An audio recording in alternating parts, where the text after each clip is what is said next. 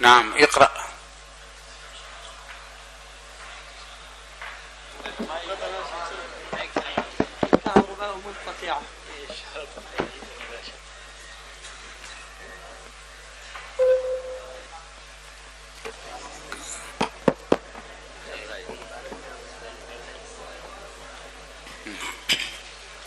باب الدليل على أن من خصال الإيمان أن يحب لأخيه المسلم ما يحب لنفسه من الخير.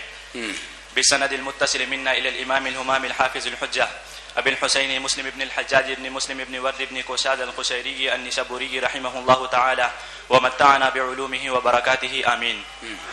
قال حدثنا محمد بن المثنى وابن بشار قال حدثنا محمد بن جعفر قال أخبرنا شعبة قال سمعت قتادة يحدث عن أنس بن مالك رضي الله تعالى عنه وعنهم عن النبي صلى الله عليه وسلم قال لا يؤمن أحدكم حتى يحب لأخيه أو قال لجاره ما يحب لنفسه. تم میں سے کوئی آدمی مومن نہیں ہوگا، یعنی مومن کامل نہیں ہوگا، یہاں تک کہ وہ پسند کرے اپنے بھائی کے لیے یعنی دوسروں کے لیے، او قال لجاری، راوی نے کو شک ہے کہ لأخیہ فرمایا تھا یا لجاری، جار پڑوسی، ما یحب لنفسہ، جو بات آدمی اپنے لیے پسند کرتا ہے وہی اپنے بھائی کے لیے، دوست کے لیے، دوسرے انسان کے لیے، بھائی سے مراد اخ مسلم اور جار اس کے لیے پسند کرے. سوال پیدا ہوتا ہے کہ اگر کوئی اپنے لیے خودکشی پسند کرتا ہے تو کیا کرے؟ تو خوب سمجھ لیجیے کہ مراد ہے خیر، جس خیر کو وہ اپنے لیے پسند کرتا ہے. دوسری حدیث میں صراحت ہے، چنانچہ ترجمۃ الباب میں اس من الخیر کا لفظ بڑھا بھی دیا علامہ نووی نے، دوسری بعض روایاتوں میں خیر کا لفظ بڑھا ہوا ہے. خلاصہ یہ کہ جس خیر کو آدمی اپنے لیے پسند کرتا ہے وہ دوسرے کے لیے بھی پسند کرے، اس کے بغیر آدمی کا ایمان کامل نہیں ہوتا. یہ بڑی اہم بات ہے، سوچنے کی بات ہے. بعض لوگوں کا مزاج ہوتا ہے خود غرضی کا، اپنے لیے پسند کرتا ہے خیر کو اور دوسرے کے لیے اس کی پرواہ نہیں کرتا. جی.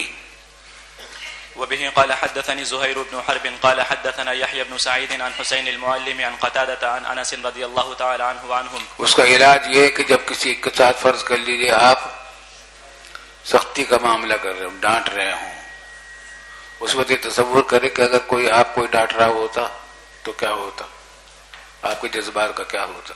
یہ علاج ہے اس بیماری کا، ایسے خود غرضی کا. جی. عن النبي صلى الله عليه وسلم قال والذي نفسي بيده لا يؤمن عبد حتى يحب لجاره أو قال لأخيه ما يحب لنفسه. جی. باب بيان تحريم إيذاء الجار. وبه قال حدثنا يحيى بن أيوب وقتيبة بن سعيد وعلي بن حجر جميعا عن إسماعيل بن جعفر قال ابن أيوب حدثنا إسماعيل قال أخبرني العلاء عن أبيه عن أبي هريرة رضي الله تعالى عنه وعنهم أن رسول الله صلى الله عليه وسلم قال لا يدخل الجنة من لا يأمن جاره بوائقه. جس آدمی کے پڑوسی کو امن نہ ہو اس کی سخت ایذاؤں سے، ایسا آدمی جنت میں نہیں جائے گا، یعنی دخول اولی اس کا نہیں ہوگا. تھوڑی بہت تکلیف تو پہنچ جاتی ہے ایک پڑوسی کو دوسرے پڑوسی سے، لیکن یہاں بوائق کا لفظ ہے. بائقہ کہتے ہیں سخت تکلیف کو، سخت ایذا اور سخت تکلیف پہنچے اس شخص سے دوسرے پڑوسی کو، ایسا شخص جنت میں نہیں جائے گا. آپ حضرات کو، ہم سب کو اپنا جائزہ لینا چاہیے. آپ اپنے کمرے میں رہتے ہیں، اپنے کمرے کا جو ساتھی ہے وہ تو اور بھی زیادہ حقدار ہے، جار نہیں ہے وہ، بلکہ وہ تو بالکل کیا صاحب بالجنب ہے، اس کا حق اور زیادہ ہے، اور برابر والے کمروں کے طلبہ اور زیادہ وہ بھی حقدار ہیں. جی چلیے. جی. باب الحث على إكرام الجار والضيف ولزوم السمت إلا عن الخير وكون ذلك كله من الإيمان. وبه قال حدثني حرملة بن يحيى قال أخبرنا ابن وهب قال أخبرني يونس عن ابن شهاب عن أبي سلمة بن عبد الرحمن عن أبي هريرة رضي الله تعالى عنه وعنهم عن رسول الله صلى الله عليه وسلم قال من كان يؤمن بالله واليوم الآخر فليقل خيرا أو ليصمت ومن كان يؤمن بالله واليوم الآخر فليكرم جاره ومن كان يؤمن بالله واليوم الآخر فليكرم ضيفه. جو شخص اللہ اور یوم آخرت پر ایمان رکھتا ہے، یہ سب شعب الایمان چل رہے ہیں. شعب الایمان کی حدیث آئی تھی، تو جتنے اعمال ایمان کے حوالے سے آ رہے وہ سب شعب الایمان ہیں، یہ سب ایمان کے حوالے سے باتیں آ رہی ہیں۔ جو شخص اللہ اور یوم آخرت پر ایمان رکھتا ہو اس کو چاہیے کہ یا تو اچھی بات کرے یا خاموش رہے۔ اچھی بات میں فرض اور واجب بھی داخل ہے، مسنون اور مستحب بھی داخل ہے، مباح کا ذکر نہیں، اس لیے کہ ایسا کلام جس میں کوئی خیر نہ ہو، فَلْيَقُلْ خَيْرًا، اس کے علاوہ اگر دوسرا کوئی کلام کہے گا جس میں خیر نہ ہو، نہ دین کی نہ دنیا کی، تو وہ شر ہے، اس میں دوسرے کا وقت بھی ضائع کرتا ہے، آدمی اپنا وقت بھی ضائع کرتا ہے، دوسرے کو تکلیف بھی پہنچاتا ہے۔ بات سمجھ میں آ رہی ہے؟ ایسا کلام جس میں خیر نہ ہو وہ کیا ہے؟ مباح نہیں ہوتا، مباح کا درجہ ہے ہی نہیں کوئی، یا تو فرض ہوگا یا واجب ہوگا یا مسنون ہوگا یا مستحب ہوگا۔ مباح ایسا کلام جو مباح ہو اور اس کے اندر کوئی خیر نہ ہو، وہ مباح ہو ہی نہیں سکتا، اس میں کیونکہ خیر دوسرے کا وقت ضائع ہوگا۔ بعض لوگوں کی بات ہوتی ہے نا، عادت ہوتی ہے بہت لمبی بات کرتے رہتے ہیں، وقت ضائع کرتے ہیں، اپنا بھی دوسروں کا بھی۔ جی، اور ومن کان یؤمن باللہ والیوم الآخر فلیکرم جارہ، اکرام کرے، صرف یہی نہیں کہ تکلیف نہیں پہنچاتا بلکہ اپنے پڑوسی کا اکرام بھی کرنا چاہیے، عزت کرے اس کی۔ اللہ اکبر۔ من کان یؤمن، اگر ان تمام باتوں پر عمل ہونے لگے کیسا امن و امان قائم ہو جائے پوری دنیا میں۔ ومن کان یؤمن باللہ والیوم الآخر فلیکرم ضیفہ، اپنے مہمان کا اکرام کرے، مگر اکرام مہمان کا ویسا ہی کرے جیسا کہ جس سے اس کو راحت اور خوشی ہو، تکلیف پہنچانے والے نہیں، آزاد قبائل والا نہیں۔ چلے آگے۔ وبه قال حدثنا ابو بکر بن ابی شیبہ قال حدثنا ابو بکر بن ابی شیبہ، نہیں بالکل نہیں۔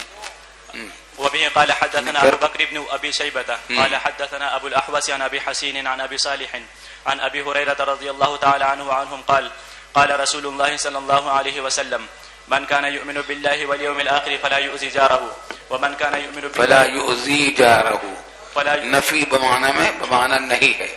جی، ومن كان يؤمن بالله واليوم الآخر فليكرم ضيفه ومن كان يؤمن بالله واليوم الآخر فليقل خيرا أو ليسكت۔ اکرام ضیف کے اندر یہ بھی داخل ہے کہ جائزۃ یوم و لیلہ، ایک دن اور ایک رات کا جائزہ بھی کرے۔ جائزہ کے دو معنی آتے ہیں، ایک یہ کہ 3 دن کی الضیافت ثلاثۃ، یہ حدیث میں آتا ہے کہ ضیافت 3 دن کی ہوتی ہے، اور ان میں 3 دن میں سے ایک دن کیا ہوگا؟ جائزہ ہوگا یوم و لیلہ، صبح رات کا۔ ایک دن کھانے میں تکلف کرے، اکرام میں یہ بھی داخل ہے کہ روز خود کھاتا ہے، اس کے مقابلے میں پرتکلف مکان کھانا بنائے اپنی حیثیت کے اعتبار سے، یہ نہیں کہ قرضہ لے کر کرے، اپنی مالی حیثیت کے اعتبار سے کرے۔ اور ایک معنی جائزہ کی یہ ہے کہ جب جانے لگے مہمان تو ایک دن ایک رات کا کھانا اس کو توشے میں ذات کے طور پر ذات کر دے، یہ بھی جائزۃ ضعیف ہے۔ جی، بسم اللہ الرحمن الرحیم۔ وبه قال حدثنا اسحاق بن ابراہیم قال اخبرنا عیسی بن یونس عن الاعمش عن ابی صالح عن ابی ہریرہ رضی اللہ تعالی عنہ وعنهم قال قال رسول اللہ صلی اللہ علیہ وسلم بمثل حدیث ابی حسین غیر انه قال فلیحسن الى جاری۔ وبه قال حدثنا زہیر بن حرب، پڑوسی کو تحفے تحائف بھیجتے رہنا چاہیے، ہمارے لوگوں کے ہاں رواج ہے الحمدللہ، پڑوسن عورتیں ایک دوسرے کو کھانے پینے کی چیزیں تحفے میں بھیجتی رہتی ہیں۔ جی، وبه قال حدثنا زهير بن حرب ومحمد بن عبد الله بن نمير جميعا عن ابن عيينة قال ابن نمير حدثنا سفيان عن عمرو أنه سمع نافع بن جبير يخبر عن أبي شريح الخزاعي رضي الله تعالى عنه وعنهم أن النبي صلى الله عليه وسلم قال من كان يؤمن بالله واليوم الآخر فليحسن إلى جاره ومن كان يؤمن بالله واليوم الآخر فليكرم ضيفه ومن كان يؤمن بالله واليوم الآخر فليقل خيرا أو ليسكت۔ باب بيان كون النهي عن المنكر من الإيمان، وأن الإيمان يزيد وينقص، وأن الأمر بالمعروف والنهي عن المنكر واجبان، وبه قال حدثنا أبو بكر بن أبي شيبة قال حدثنا وكيع عن سفيان قال وحدثنا محمد بن المثنى قال حدثنا محمد بن جعفر قال حدثنا شعبة كلاهما عن قيس بن مسلم عن طارق بن شهاب وهذا رضي الله تعالى عنه. وهذا حديث أبي بكر قال أول من بدأ. اکرام ضیف کے اندر یہ بھی دیکھنے کی بات ہے، آج کل بہت سے لوگ اس کا اہتمام نہیں کرتے، مگر پتہ نہیں ہم پہلے کہہ چکے ہیں یہ نہیں کہ بعض لوگ یہ کرتے ہیں مہمان کی پلیٹ میں کھانا کئی طرح کی چیزیں رکھی ہیں، یہ چیز بھی نکال دی یہ چیز بھی نکال دی، پلیٹ بھر دیتے ہیں اس کے، حالانکہ وہ سب کچھ چیزوں کو کھا نہیں سکے گا. تو ایسا نہیں کرنا چاہیے، پلیٹ پہ نکال کر نہیں رکھیں، سامنے رکھ دیں کہ یہ فلاں چیز ہے یہ چیز ہے، بتا دیں ان کو کہ یہ ایسی ہے یہ ایسی ہے یہ ایسی ہے، پھر وہ جس چیز کی ضرورت چاہے گا وہ خود لے لے گا. جی.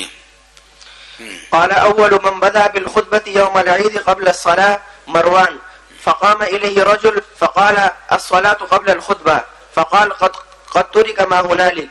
فقال أبو سعيد رضي الله تعالى عنه أما هذا فقد قضى ما عليه. سمعت رسول الله صلى الله عليه وسلم يقول من رأى منكم منكرا فليغيره بيده فإن لم يستطع فبلسانه فإن لم يستطع فبقلبه وذلك أضعف الإيمان. جی وبه سب سے پہلا وہ شخص جس نے ابتدا کی خطبے کے ساتھ یوم عید میں نماز عید سے پہلے مروان بن الحکم ہے. مروان سے مراد مروان بن الحکم حضرت عثمان غنی رضی اللہ تعالیٰ عنہ کے چچا زاد بھائی بھی تھے، یہ داماد بھی تھے. پھر بعد میں خلافت کا بیعت بھی لینی شروع کر دی تھی شام میں یزید کی بیٹے کی وفات کے بعد.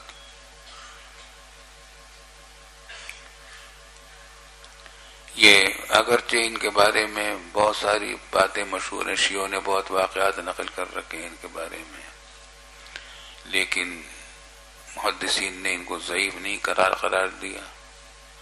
امام بخاری نے 2 حدیثیں بھی روایت کی ہیں، ایک صحابی نے بھی ان سے روایت کی ہے، امام مالک نے بھی ان پر اعتماد کیا ہے، اور امام بخاری نے 2 حدیثیں بھی روایت کی ان سے اپنی کتاب میں.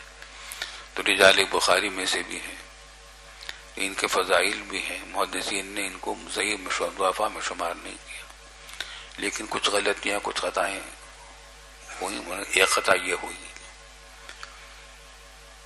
سنت طریقہ یہ ہے کہ عید کی نماز پہلے ہوگی، خطبہ اس کے بعد ہوگا، مگر اس نے یہ کام کیا کہ خطبہ پہلے دیا اور نماز بعد میں پڑھائی. یہ اس زمانے میں یہ گورنر تھے مدینہ طیبہ کے جس وقت کا یہ واقعہ ہے. تو فقام الیہ رجل، ان کی طرف متوجہ الیہ رجل، ایک شخص کھڑا ہوا ان کی طرف توجہ کر کے منہ کر کے کھڑا ہوا.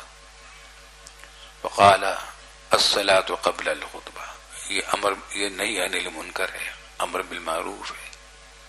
فریضہ ادا کیا، اس نے مسئلہ بتا دیا کہ نماز خطبے سے پہلے ہے، سنت طریقہ یہ ہے.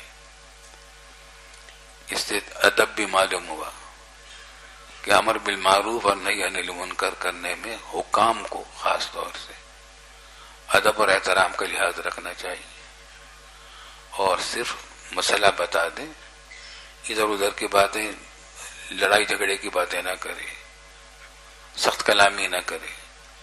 فرعون کے پاس بھیجا گیا موسیٰ اور ہارون علیہ السلام کو دعوت اسلام کے لیے، تو ہدایت کی گئی کہ وقولا لہ لینا. ہمارے والد صاحب رحمۃ اللہ علیہ فرمایا کرتے تھے کہ جب موسیٰ اور ہارون کو فرعون کے مقابلے میں سخت کلامی کی اجازت نہیں دی گئی تو ہمیں اور آپ کو اپنے مخالفین کے مقابلے میں سخت کلامی کی اجازت کیسے دی جائے گی. ابھی تقریریں ہوتی ہیں، ایک دوسرے کو مکے دکھاتے ہیں، پنجاب میں بازار گرم رہتا ہے، دیوبندی بریلویوں کے خلاف طرح طرح کے، یہ سب سنت کے خلاف ہے، شریعت کے خلاف ہے. مسئلہ بتا دو، تو اس نے جواب دیا کہ قطوری کما ہونا علی، جو سنت تھی رسول اللہ صلی اللہ علیہ وسلم کے زمانے میں اور ابو بکر صدیق کے زمانے میں بھی تھی، وہ اب متروک ہو چکی ہے۔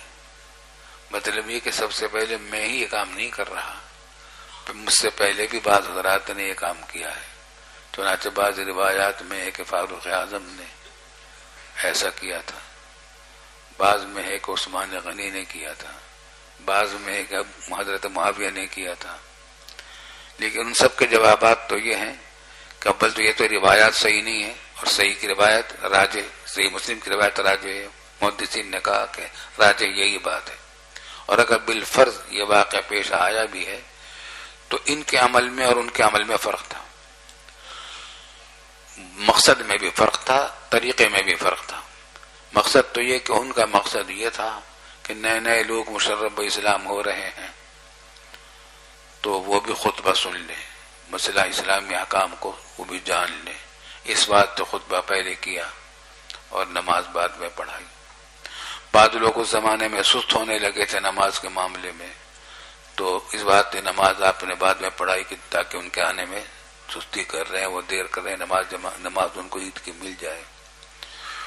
اور پھر یہ کہ بظاہر یہ واقعہ ان حضرات نے اگر کیا ہے تو معمول نہیں بنایا بلکہ احیاناً ایسا کیا، تو ان کے مسلمانوں کے مصلحت کے لیے کیا، اور احیاناً کیا، ہمیشہ نہیں کیا۔ اگر روایت صحیح ہے ان کی طرف منسوب ہے، اول تو روایت بھی کمزور ہے، اگر ہے تو دو وجہ ہیں، مصلحت للمسلمین کیا انہوں نے، اپنی ذات کے لیے نہیں کیا، دوسرے یہ کہ ہمیشہ نہیں کیا، مستقل پروگرام، مستقل معمول نہیں بنایا۔ برخلاف اس کے مروان ابن الحکم کو یہ خیال تھا کہ اگر میں خطبہ بعد میں دوں گا تو لوگ میری بات سنیں گے نہیں، اٹھ کے چلے جائیں گے، کیونکہ اس سے سیاسی اختلافات تھے ان سے بہت زیادہ لوگوں کو، بنو امیہ کے تھے نا، یہ بنو عباس اور بنو امیہ، تو ان کے درمیان اختلاف چل رہا تھا سیاسی، تو اس وجہ سے ان کو خطرہ ہوا کہ اگر میں خطبہ دوں گا بعد میں تو کوئی سنے گا نہیں، لوگ چلے جائیں گے اٹھ کے، اس بات تو اس نے خطبہ پہلے دیا۔ آرام باغ میں ایک جلسہ ہو رہا تھا کراچی میں، بہت پرانا واقعہ، تو تقریریں ہوتی رہی، بہت لوگوں نے بڑے شوق سے سنا۔ ایک مقرر تھے وکیل، بہت لمبی تقریریں کر رہے تھے جوش سے، لوگ اٹھ کر جانے لگے، چلے گئے، کچھ لوگ بیٹھے رہے 10-12 آدمی، تو اس نے کہا کہ دیکھو نا، جیسے لوگ بدذوق قسم کے لوگ تھے وہ سب چلے گئے، آپ لوگ کتنے اچھے لوگ ہیں کہ آپ لوگ یہاں بیٹھے ہیں، اب تک میری بات سن رہے ہیں۔ کہا کہ جی ہم تو ٹینٹ والے ہیں، انتظار میں ہیں کہ آپ چلے۔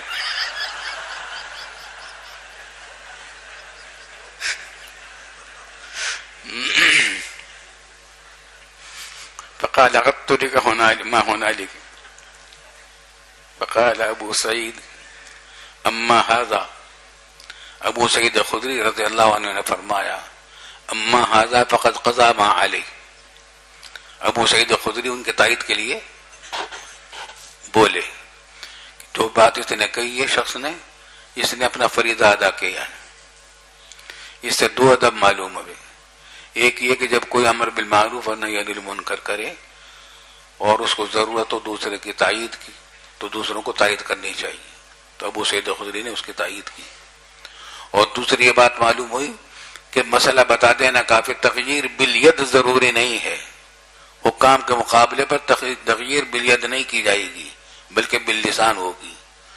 چنانچہ ابو سعید خدری نے کسی نے اپنا فریضہ ادا کر دیا، ورنہ یہ بھی تو ہو سکتا تھا کہ ابو سعید خدری اور دونوں مل کر اس کو کھینچتے تھے پکڑ اترو نیچے، اور یہ اعلان کرتے کہ ہم نماز الگ پڑھائیں گے، تم الگ پڑھو، ہم یہاں نہیں پڑھیں گے، تو یہ بھی کر سکتے تھے، مگر اس سے فتنہ فساد پیدا ہوتا۔ تو تغییر بالید حکام کے مقابلے میں نہیں کی جاتی، تغییر باللسان ہوتی ہے۔ آگے چلیے، سمعت رسول اللہ صلی اللہ علیہ وسلم نے حدیث سنائی، من رأى منكم منكرا فليغيره بيده فإن لم يستطع فبلسانه فإن لم يستطع فبقلبه۔ یہاں انہوں نے استطاعت بالید کو استعمال نہیں کیا، استطاعت حصی طور پر تو تھی اتار دیتے اور بہت سارے لوگ ان کی تائید بھی کرتے، لیکن اس سے فساد پھیلتا۔ معلوم ہوا کہ استطاعت حسیہ کافی نہیں، بلکہ استطاعت کا مطلب یہ ہے کہ اس عمل میں تغییر بالید سے کوئی خون ریزی نہ ہو جائے، مسلمانوں میں فتنہ نہ پیدا ہو جائے۔ اگر اس کا خطرہ ہوگا تو سمجھا جائے گا کہ استطاعت نہیں ہے، اگرچہ حسن طاقت ہے لیکن حقیقتاً اور معنن طاقت نہیں ہے، اور وہ معتبر نہیں شریعت میں اگر خون ریزی کا اندیشہ ہو۔ بات سمجھ میں آ رہی ہے؟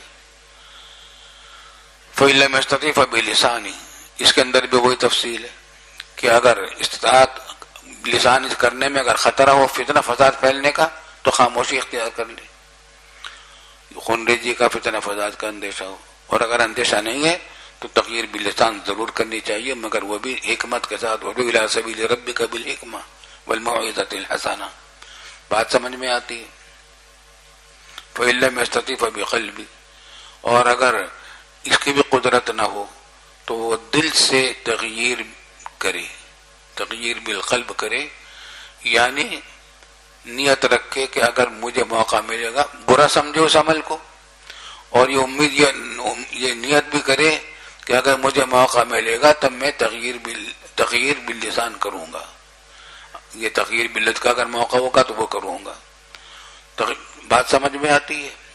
چنانچہ چونکہ استطاعت سے مراد حسی استطاعت نہیں بلکہ معنوی استطاعت بھی اس میں شامل ہے، اسی بات پہ فقہا نے کہا ہے کہ تغییر بالید وظیفہ ہے حکام کا، اور تغییر باللسان وظیفہ ہے علماء کا، اور عوام تغییر بالقلب کے مکلف ہے۔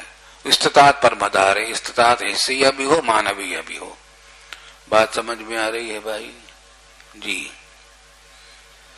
وبه قال حدثنا أبو كريب محمد بن العلاء قال حدثنا أبو معاوية قال حدثنا الأعمش عن إسماعيل بن رجاء عن أبيه عن أبي سعيد الخدري رضي الله تعالى عنه وعنهم وعن قيس بن مسلم عن طارق بن شهاب عن أبي سعيد الخدري رضي الله تعالى عنه وعنهم في قصة مروان وحديث أبي سعيد رضي الله تعالى عنه عن النبي صلى الله عليه وسلم بمثل حديث شعبة وسفيان.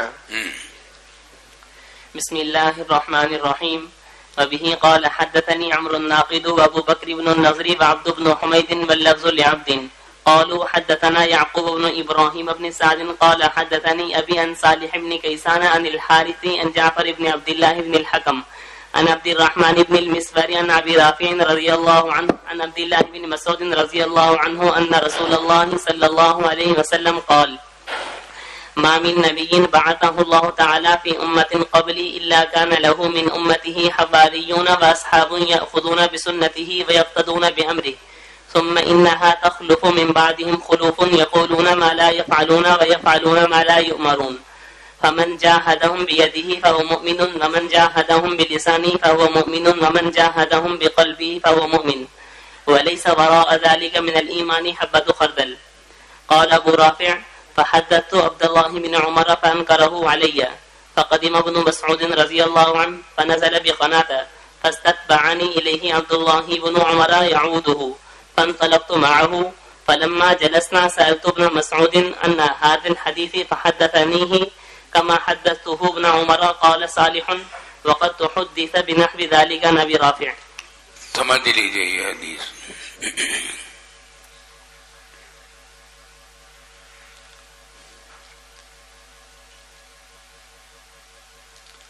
ابو رافع جو مولا ہیں رسول اللہ صلی اللہ علیہ وسلم کے اور شاگرد رشید ہیں ابن عمر کے، وہ عبداللہ بن مسعود سے روایت کر رہے ہیں ان رسول اللہ صلی اللہ علیہ وسلم قال، یاد رکھے عبداللہ بن مسعود راوی ہیں اس کے، ما من نبی بعثہ اللہ تعالی فی امت قبلی الا کان له من امتی حواریون، مجھ سے پہلے کوئی بھی نبی نہیں گزرا مگر یہ کہ اس کے کچھ حواری ہوتے تھے اس کی امت میں. حواری مخلصین، مخلص ساتھی، جیسے کہ حضور صلی اللہ علیہ وسلم کے صحابہ کرام تھے مخلص، تو ان کو حواری کہا جاتا تھا، مخلصین تھے. عیسیٰ علیہ السلام کے ساتھی ہوں یا دوسرے ہوں انبیاء کے ہوں.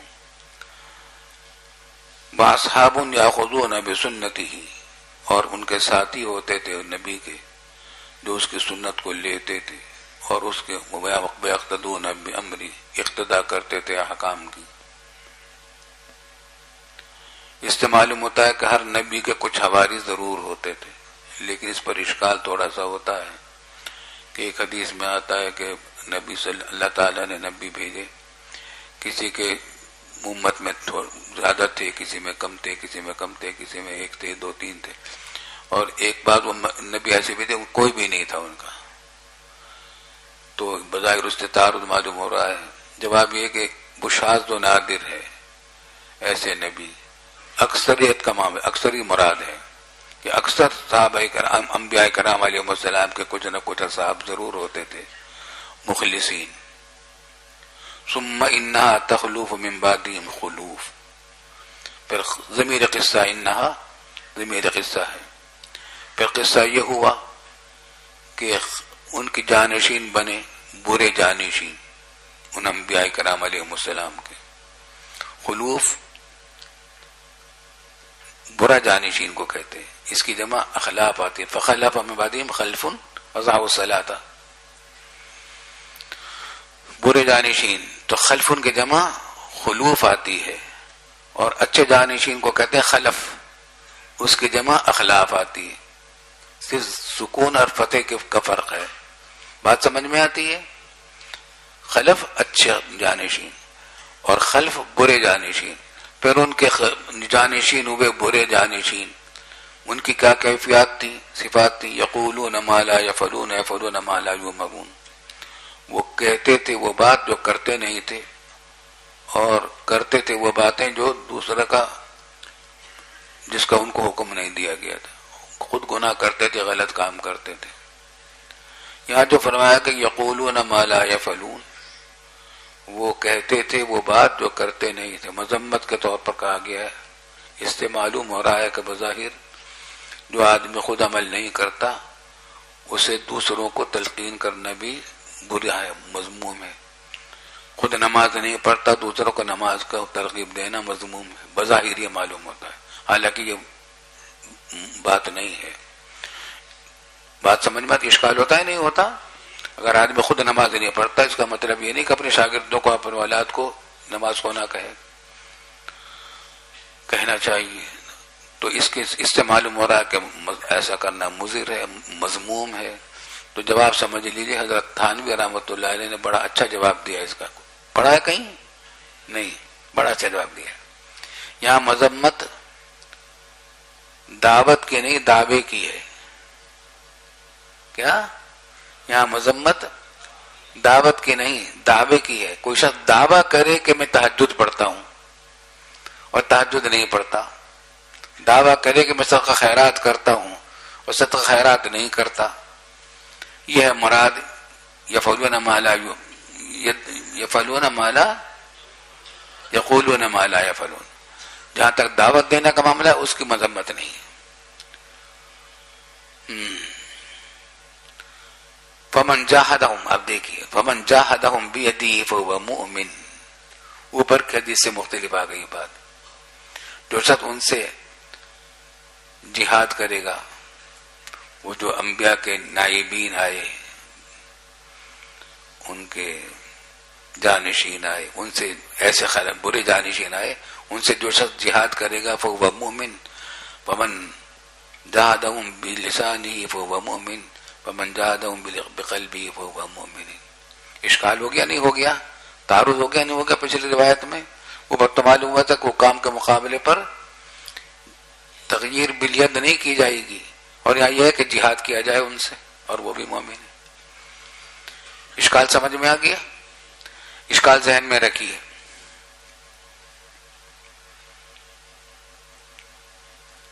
بولے صبر ذالک من الایمان حبۃ خردل. اس کے بعد کوئی ذرہ برابر بھی ایمان نہیں، کیونکہ اس کا مطلب یہ ہے کہ وہ منکر کو منکر نہیں سمجھتا. جس منکر کا منکر ہونا ضروریات دین میں سے ہو اس کو منکر نہ سمجھنا کفر ہے.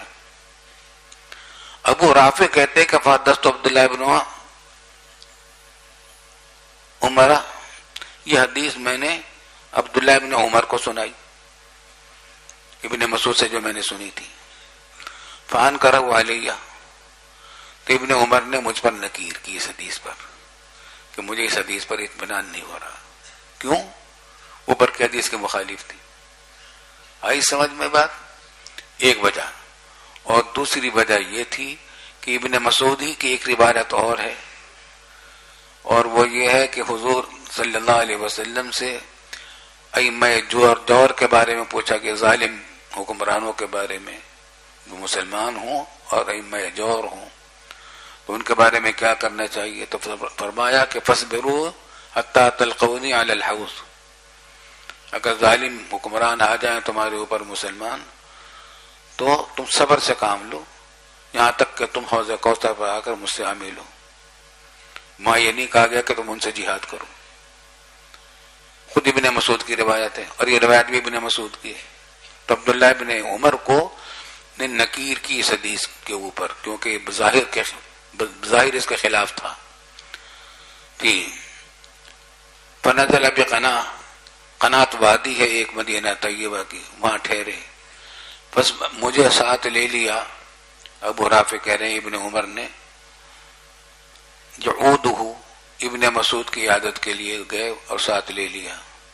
فانطلقت فلما جلسنا سألت ابن مسعود عن هذا الحديث، تو میں نے ان سے اس حدیث کے بارے میں پوچھا کہ آپ سنا دیجیے وہ حدیث. پیش نظر یہ تھا کہ ابن عمر کو اطمینان نہیں تھا میری روایت پر. فحدثنی کما حدثته ابن عمر، تو ابن مسعود نے اسی طرح حدیث سنا دی جس طرح میں نے ابن عمر کو سنائی تھی. قال صالح وقد تحدث بنحو ذلك عن ابي رافع، صالح کہتے ہیں راوی کہ بعض روایت ایسی آئی ہیں کہ اس میں ابن مسعود کا ذکر ہی نہیں کیا رہا ابو رافع نے، بلکہ ابو رافع نے کہا کہ حضور صلی اللہ علیہ وسلم نے ایسا فرمایا. خلاصہ یہ کہ سند کے ساتھ حدیث تو ثابت ہے، تو تعویل کرنی پڑے گی، اس کے اندر جواب دینے پڑیں گے. تو ایک بات تو یہ ہو گیا، اعتراض ہو گیا، تعارض ہو گیا دوسری روایتوں سے. دوسری بات یہ بھی ہے کہ امام احمد بن حنبل نے بھی اس حدیث پر نکیر فرمائی، اس کو منکر قرار دیا، کیونکہ اس حدیث کے اندر راوی ہے حارث، اور امام احمد بن حنبل کہتے ہیں کہ یہ ضعیف ہے. اس وجہ سے بھی اس حدیث پر اعتراض ہوا.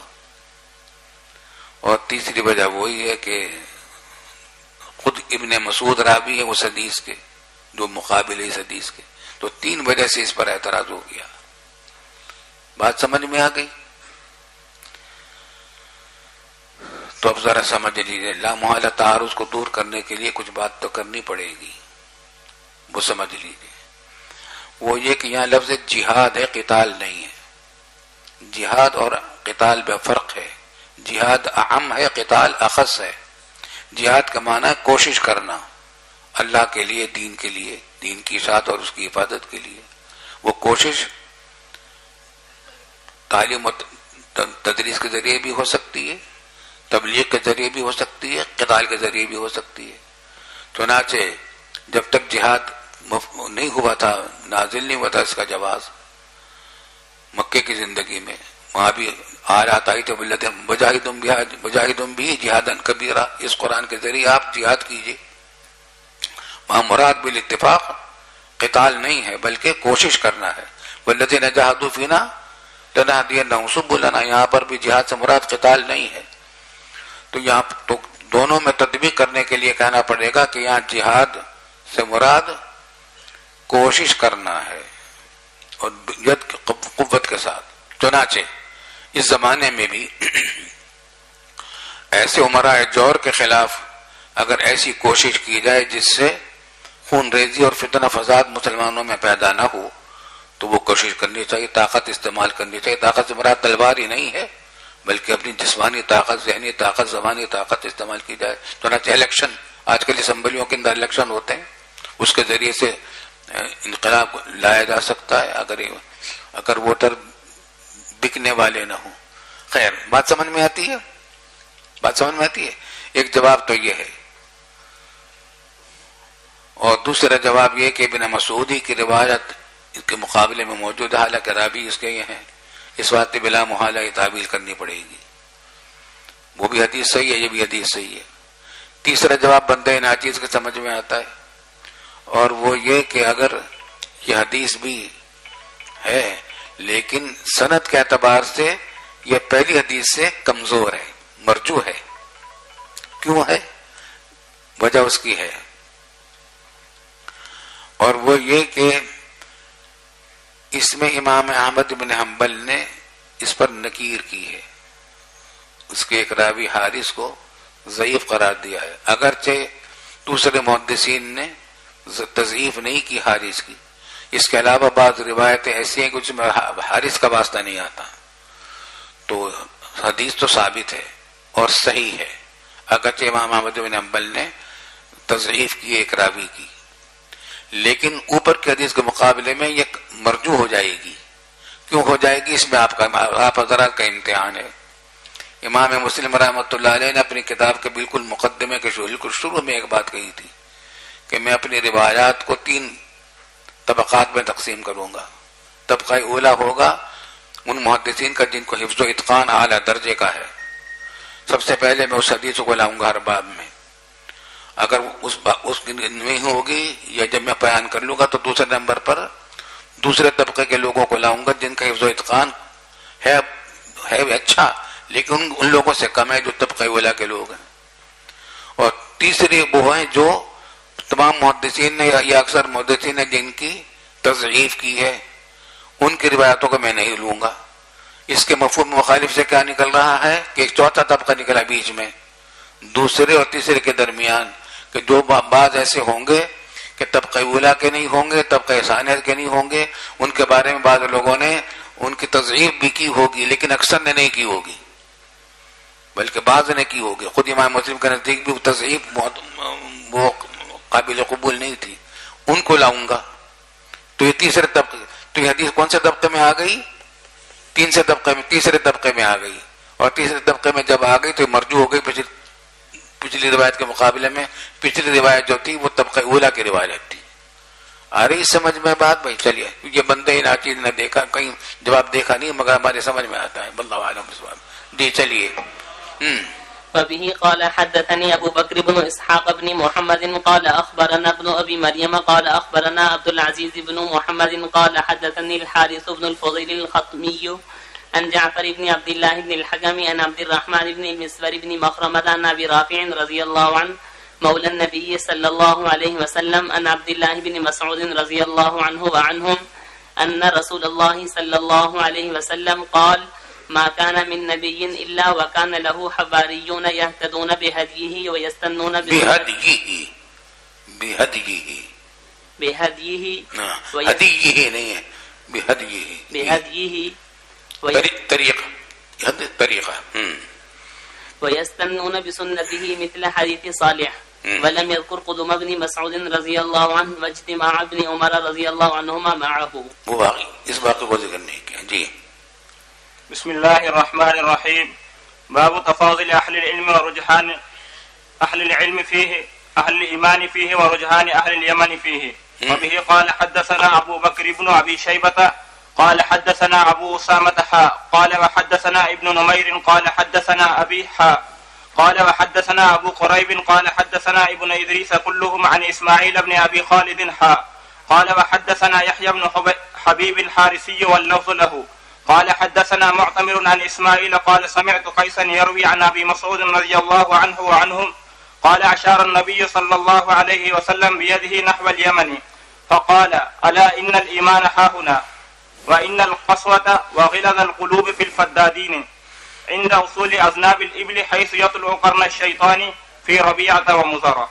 جی آپ نے یمن کی طرف اشارہ کیا اور فرمایا کہ الا سن لو ان الایمان ہاہنا، ایمان قابل تعریف یہاں ہے، یمن کے والوں کا ایمان ہے.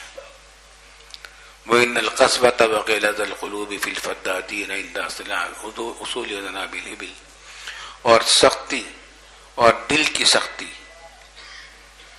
ان لوگوں میں جو چیخنے چلانے والے ہوتے ہیں، فداد چیخنے چلانے، فدید بلند آواز کو کہتے ہیں، جو چیخنے چلانے والے ہوتے ہیں ابل کی دموں کے پیچھے، مطلب ابل پالتے ہیں اور ان سے زراعت وغیرہ کا کام لیتے ہیں، دوسرے کام لیتے ہیں اور چیختے چلاتے رہتے ہیں، جہاں شیطان کے دو سینگ نمودار ہوتے ہیں، مشرق میں ربیہ اور مضر کے علاقے قبائل میں، دو قبیلے تھے یہ، اور یہ وہیں تھے جہاں ربیہ کے لوگ آئے تھے، عبد القیس انہی سے آیا تھا۔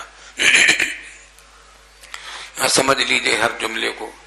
تعریف جو فرمائی گلا ان الایمان ہاہنا، مطلب یہ کہ ایمان کی ایک کیفیت جو نرم دلی سے متعلق ہے وہ ان کے اندر زیادہ ہوتی، چنانچہ آگے آ رہی ہے کہ ارق افئدۃ، یہ نرم دل ہوتے ہیں، نصیحت کو جلدی قبول کر دیتے ہیں، اس اعتبار سے ان کا ایمان سب سے زیادہ قابل تعریف ہے۔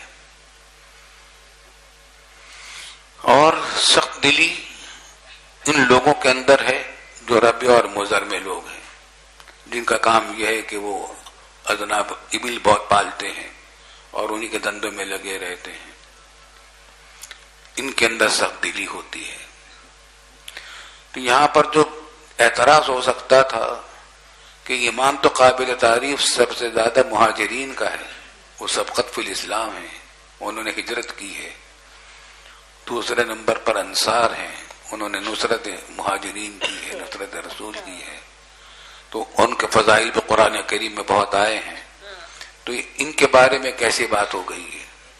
بات اعتراض سمجھ میں آ رہا ہے؟ جواب یہ کہ مقابلے میں ربیہ اور مضر کے کہا جا رہا ہے، ربیہ اور مضر کے لوگوں میں سخت دلی ہوتی ہے، ان کے مقابلے میں ایمان ان کا سب زیادہ اچھا ہے، ان کے اندر نرم دلی ہے، نصیحت کو جلدی قبول کرتے ہیں۔ آئی سمجھ میں بات؟ والد صاحب رحمۃ اللہ علیہ نے اس سے ایک بات اور استدلال کیا کہ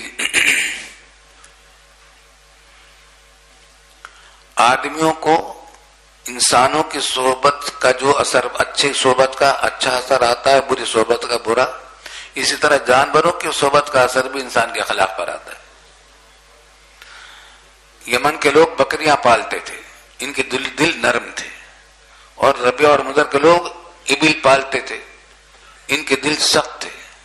اسی وجہ سے ایک بات یہ بھی ہوتی ہے کہ قصاب جو ہوتے ہیں ان کے دل سخت ہوتے ہیں، کیونکہ ان کا عمل ہمیشہ ایسا ہی ہوتا ہے۔ تو اس سے یہ بات سمجھ میں آ رہی کہ صحبت انسان کو اور مشغلہ انسان کو ایسا اختیار کرنا چاہیے جس کے اندر اس کے اخلاق و عادات کے اچھے اثرات آئیں، لیکن اس کا مطلب یہ نہیں کہ قصائی کا کام چھوڑ دیں، بلکہ مطلب یہ ہے کہ قصائی کو اس معاملے میں زیادہ احتیاط رکھنی چاہیے کہ خیال رکھے کہ عمل میں ایسا کر رہا ہوں، ہو سکتا ہے کہ اس سے میرے دل میں سختی پیدا ہو گئی ہو، تو اس کے لیے اپنا مجاہدہ کر کے سختی دل کو دوری کرے۔ جیسے کہ ہسپتال کے ملازمین ہیں، وہاں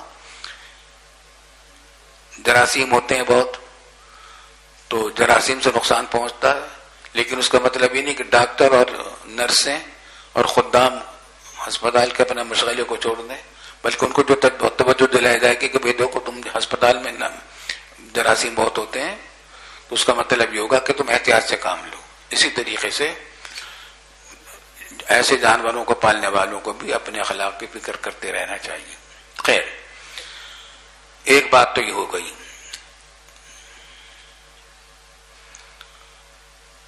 حیث یتلو قرن الشیطان، جہاں شیطان کے دو سینگ نمودار ہوتے ہیں۔ حدیث میں آتا ہے کہ شیطان جب آفتاب طلوع ہوتا ہے تو وہ کھڑا ہو جاتا ہے، اس انداز میں کھڑا ہو جاتا ہے کہ سورج اس کے سینگوں کے درمیان سے گزرتا ہوا نظر آئے۔ تو یہ قرن شیطان سے یہ تو حقیقت مراد ہے، اور وہ حدیث میں ہے۔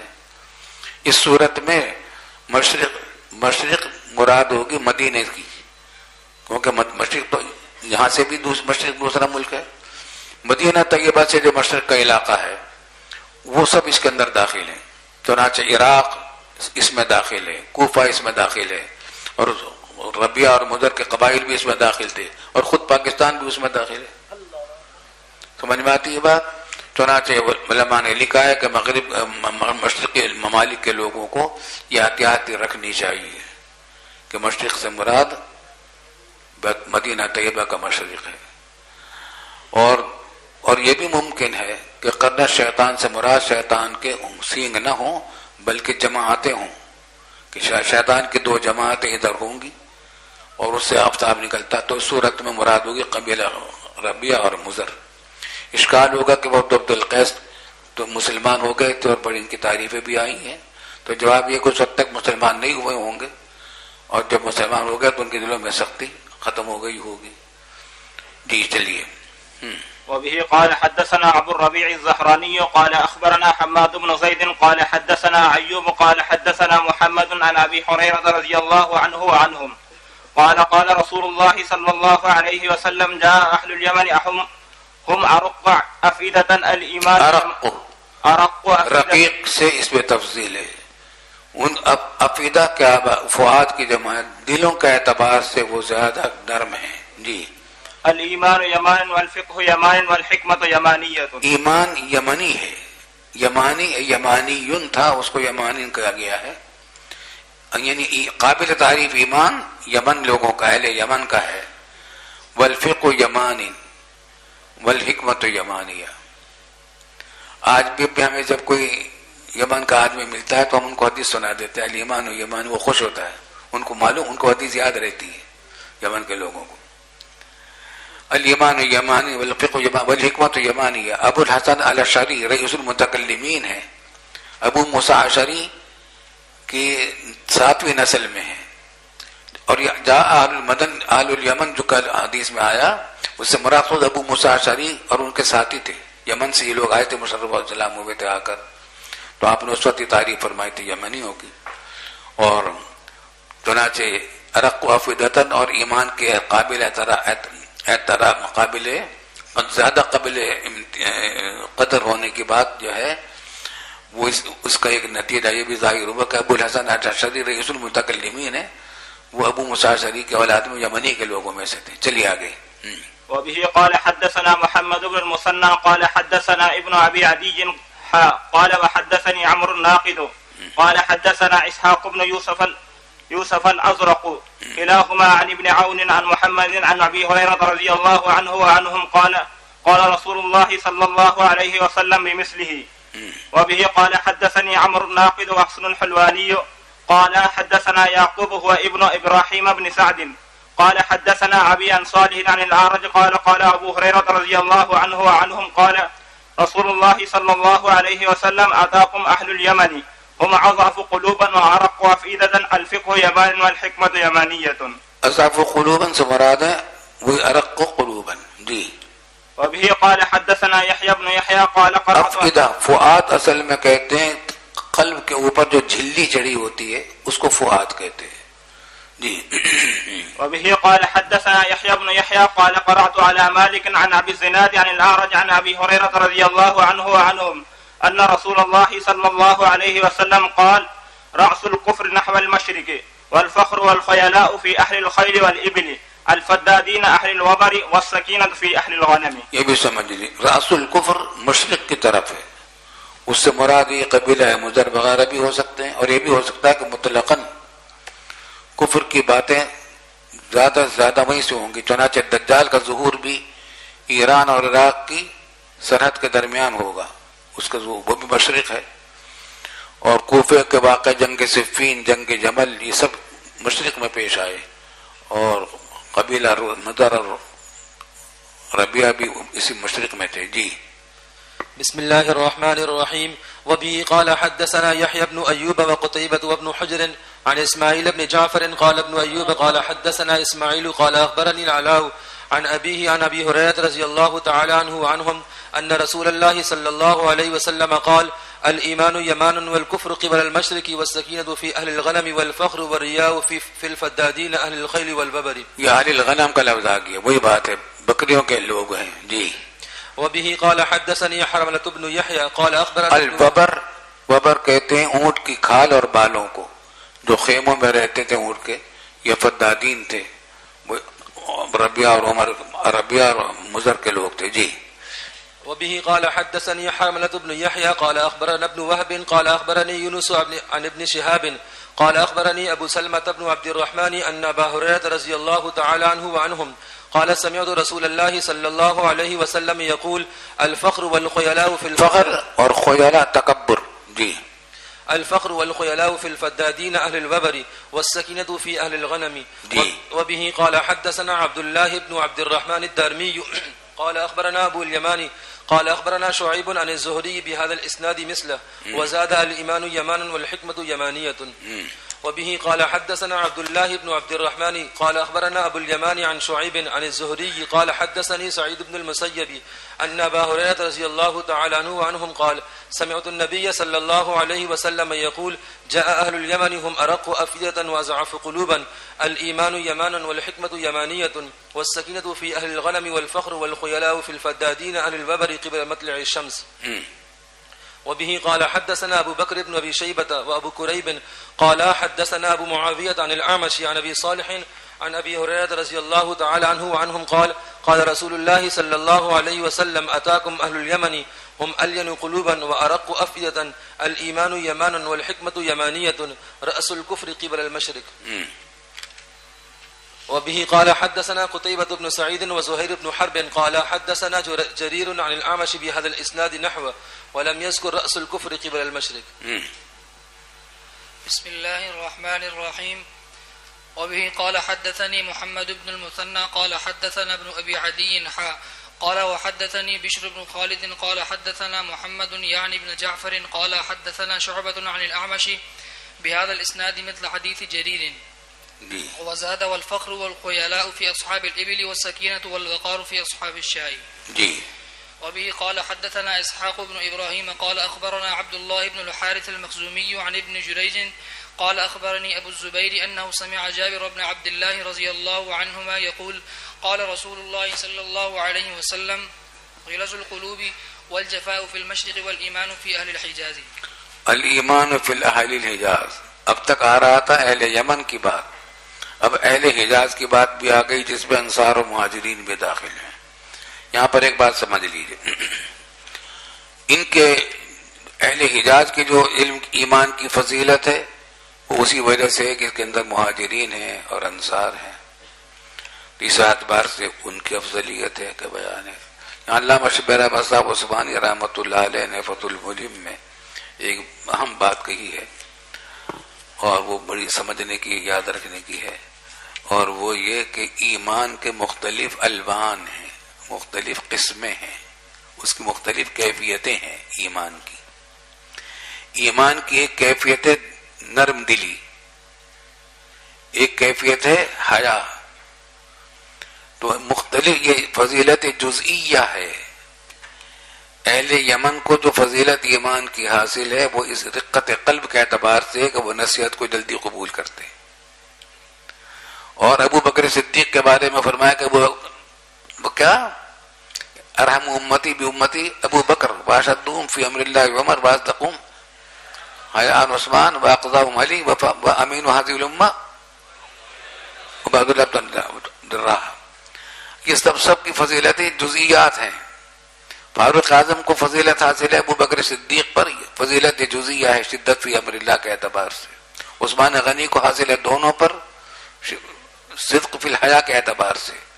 قضاء کے اعتبار سے حضرت علی کو ان سب پر فضیلت حاصل ہے, اور امانت کے اعتبار سے عبیدہ بن الجراح کو حاصل ہے, اور رقت قلب کے اعتبار سے اہل یمن کو حاصل ہے. مختلف حیثیتیں ہیں سب کے سب, لیکن اس میں ہر ایک کو فضیلت جزئیہ ہے, اور فضیلت کلیہ کس کی ہے؟ اہل حجاز کی ہے. وہ کون ہے؟ مہاجرین اور انصار ہیں. اسی طریقے سے ابو بکر صدیق کو فضیلت کلیہ حاصل ہے تمام صحابہ کرام پر, لیکن فضیلت جزئیہ دوسرے حضرات کو بھی حاصل ہے. چلیے آگے. باب بيان أنه لا يدخل الجنة إلا المؤمنون وأن محبة المؤمنين من الإيمان وأن إفشاء السلام سبب لحصولها. وبه قال حدثنا أبو بكر بن أبي شيبة قال حدثنا أبو معاوية ووكيع عن الأعمش عن أبي صالح عن أبي هريرة رضي الله تعالى عنه وعنهم قال قال رسول الله صلى الله عليه وسلم لا تدخلون الجنة حتى تؤمنوا ولا تؤمنوا حتى تحابوا أولا أدلكم على شيء إذا فعلتموه تحاببتم أفشوا السلام بينكم. بس یہ کل ہوگی بات انشاءاللہ.